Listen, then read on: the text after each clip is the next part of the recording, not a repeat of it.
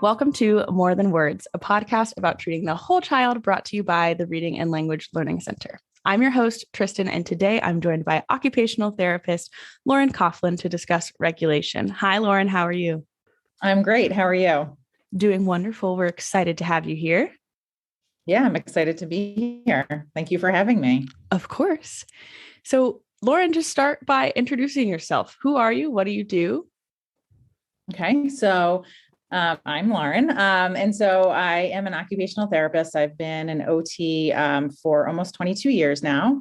And I work with mostly kids and some young adults. I work at private practice and also at a private school for adolescents and young adults with autism. And then I also have 2 kids and am happily married. So that's what I do, juggling the beauty of work and life and everything else in between. Everything else in between. That's right. Yeah. That's awesome. Yeah. So you said you work for a private practice and in the school. So what's the private practice called? So I am the clinical director at Creative Development in Avon, Connecticut. We have been open now for 15 years or so. Wow. And through Creative Development, we see clients as young as infants and as old as our oldest client right now is 29. But I've worked with clients as old as like 55 years old here who have autism or ADHD and other sensory challenges. And we have our clinic, we do home care. We also have a life skills program as well that we just started a year ago for clients who are ages high school and young adults who kind of fall through the cracks once they transition. So, yeah. That's awesome. So you said you're in Avon, Connecticut with Creative Development. So if people were looking for your services, especially in the area, where would they go online? So we are on Facebook and on Instagram. On Facebook, we are Creative Development CT. And on Instagram, we are Creative Development LLC. And then we also have a website, creativedevelopmentct.com. Perfect. I'll make sure to link all those in the show notes so people can find you. Perfect. Awesome. Well, let's just hop into the topic of today's discussion. So I think a good place to start would be to define OT. So what's OT? Why is it important? Okay. So I think that a lot of people get confused as to what OT is, and there's confusion because there's a lot of overlap between OT speech and then OT MPT. Right. If you're working in a school system, a lot of people think of OT as handwriting specialists, which is not what we are. And if you're working with like the elderly population, I know when I used to work with adults and I'd come in, they'd say, well, I'm retired, so I don't need to work with you. So, as they think of occupations as your job, which is definitely part of it, but our role, so for occupational therapy, really the purpose is to engage in meaningful activity. So that's anything that's meaningful to a person throughout their daily routine from the time they wake up in the morning until the time they go to sleep at night. It's, all of those activities of daily living that include like dressing and bathing and meal prep and just being able to feed yourself. And for kids, like being able to play and make friends and do sports and really any of those meaningful activities. And so within that, we really work on those foundational skills to help people be as independent as possible with those meaningful activities. Very cool. Okay. So It sounds like you guys do the work to get people to live their most fulfilled and like independent life. Would that? Yes. Yeah. Summarize it. Yeah. And we work with And we work with people with disabilities and people without disabilities. We have a lot of people who come to Creative Development that don't get services in school, who just kind of struggle with daily activities.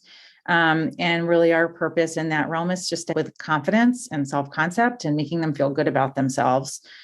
Kids that maybe have difficulties with like multi-step activities or, don't know how to clean up after themselves, things like that, where like, would they be okay without the OT? Probably. But with occupational therapy, we just help them to become more confident people. Yeah. So that's awesome. It sounds like very fulfilling work. It is. Yeah, it really is. Yeah. So I know I said our topic today is regulation, and that might not be very clear to people what that means. So can you tell us what that means when we hear regulation? Sure. So that means a lot of things. So, and one of the things that, as occupational therapists, like for myself working in pediatrics, I am actually certified in sensory integration. So when we think of regulation, that's really kind of the basics of like what sensory integration is. Like in order to be, like when I think about regulation at its most basic level, it's your ability to breathe, be calm, have that suck, swallow, breathe reflex when you're eating and drinking, to really be able to maintain like your optimal heart rate, and just be calm and have the strategies and understanding of what you can do to help yourself to remain calm in certain situations. So I'll just give a little example, and I know we're going to be talking more about emotional regulation, but this morning, I dropped my older daughter off at school, and then my younger daughter and I come home, and my younger daughter walked through the door and she said, I feel like I have a bug on my back. There's a bug crawling on my back. And so she got into this heightened state. Right. And so she said, lift up my shirt and look. And so I assumed she had a bug crawling on her back. And so I got nervous, lifted up her shirt, saw what I thought was a beetle, and realized it was just her necklace on her back. It had like turned around. Yeah. And so I was able to immediately calm down because I was able to cognitively realize like, okay, it's just her necklace. Right. And so I was able to regulate myself fairly quickly, even though initially I was like, oh my God, there's a bug on your back, or there's something on your back. Right. And then once I showed her it's just your necklace, she still felt like there was a bug on her back. So she still wasn't quite regulated. But once I reassured her and turned the necklace around, then she was able to regulate. And so we, as people without disabilities, we are able to do that fairly independently.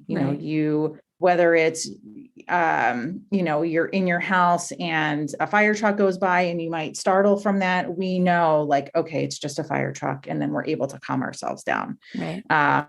But a lot of times kids who have difficulties with emotional regulation are not able to calm themselves down. And then they might start sweating or, extreme, like bang their heads on the floor, start yelling, run away.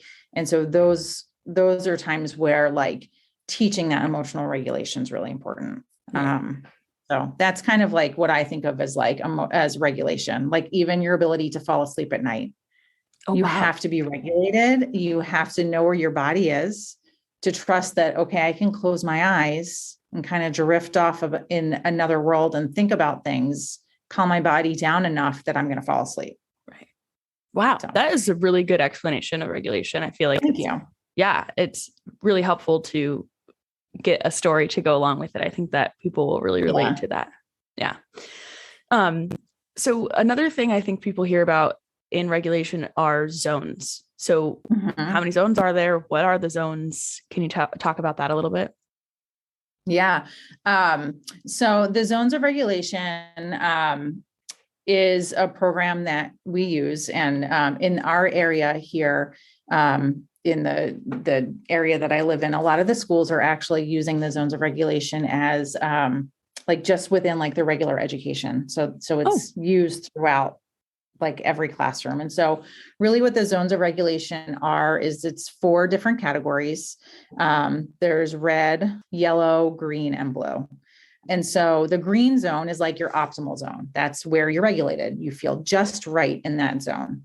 You feel happy, you feel calm. The yellow zone is a time where kids are feeling more excited about something. So maybe they're like going on a big trip. So that might put you in the yellow zone, or it's the first day of school that could put you in the yellow zone. Or, for some kids, it might be like leaving the house could just put them in the yellow zone, or a new game might put them in the yellow zone. So excited, nervous, feeling like a little giddy, all of those are examples of like the yellow zone. Okay. And then the red zone is kind of like where that nervous and giddiness go to the next level. So it's more of like the out of control zone. Someone might feel like very angry in the red zone. Someone might feel out of control, or or like not know where their body is and going to be flailing all over the place. I think about kids with sensory processing issues, like in a busy grocery store, that might put them in the red zone. Or I was talking to a parent the other day whose son is sensitive to lights and noises, and they went to like a fair and didn't know that there was going to be a parade. And he couldn't tolerate the parade and started crying and screaming and put himself in a ball. That is the red zone, and wasn't able to calm himself down. And then the blue zone is really more like if you're feeling sad or you're feeling sluggish or tired. Those are examples of the blue zone. And the blue zone can turn into the red zone if you're feeling sad and upset, and then you start like crying hysterically and become extremely emotional. Then the blue kind of turns into the red. Okay. So I think we've touched on this a little bit, but why is it important for children to be able to self-regulate and kind of like understand those zones and tell you what's happening? I think that when kids can't self-regulate, that's when we start to see behaviors. Kids might run away. I work with a child who's 11 now, who, if he doesn't understand something or someone doesn't agree with him or he feels like something's competition, he might quickly go into the red zone. And his way of kind of getting through that is really having like self-defeating, like self-talk about himself, or like running into like a closet, which is unsafe. And so it's important to have those strategies so that you can really help yourself. And I think, some of the tools from that program, there's, they call it like a toolbox. And so there's different strategies that you kind of write on a list and talk about when someone's in the green zone, so that when they're not in the green zone, they can get back to it. But it's really a whole family approach, because it's hard for kids to know what strategies help themselves. Like even for younger kids that don't have any difficulties, like that emotional regulation is hard. It's something that they really need to like learn. And parents need to be in the buy-in to understand that, like, oh, you look like you are, I don't know, it looks like you're getting upset right now. Like, why don't you go have a drink of water with a straw, or have a crunchy snack, or take some alone time, go read a book, because kids aren't going to necessarily know like, oh, this is how I'm feeling. I need to go do this right now to help myself. Right. It's really hard for kids to understand that. Yeah. So what are some of the possible signs of regulation issues? I think there's a lot of signs. So in talking with parents, kids who have a hard time falling asleep typically have regulation issues. Kids who also like potty train later could have regulation issues because they just don't know when they have to go to the bathroom. We call it the interoceptive sense. They just don't feel when they have to go to the bathroom necessarily. So they may have like more basic regulation issues. Kids who run away if a task is too hard, or if you put them in a room with a lot of people and they become overwhelmed and they run away, or they go hide under a table, that might be a sign of a regulation issue. Kids who maybe, push other kids, or kids who, I'm trying to think what else. Like I work with someone who can cry at the drop of a hat. Like he just cries. And that's how he reacts to things when he's unsure. So those are some examples of like how you would know somebody has regulation issues. Also like those kids on the playground, like if you're at school, those kids who after recess, they just can't calm themselves down and they're still running around the classroom, or who kind of need to sit separately from everybody else because they are like moving quickly all the time. Those are like regulation examples. Okay. So once you see those signs and you're like, we might need to start going to an occupational therapist or like seeking out help for this issue, what do you guys do in therapy to help that child with their regulation issues?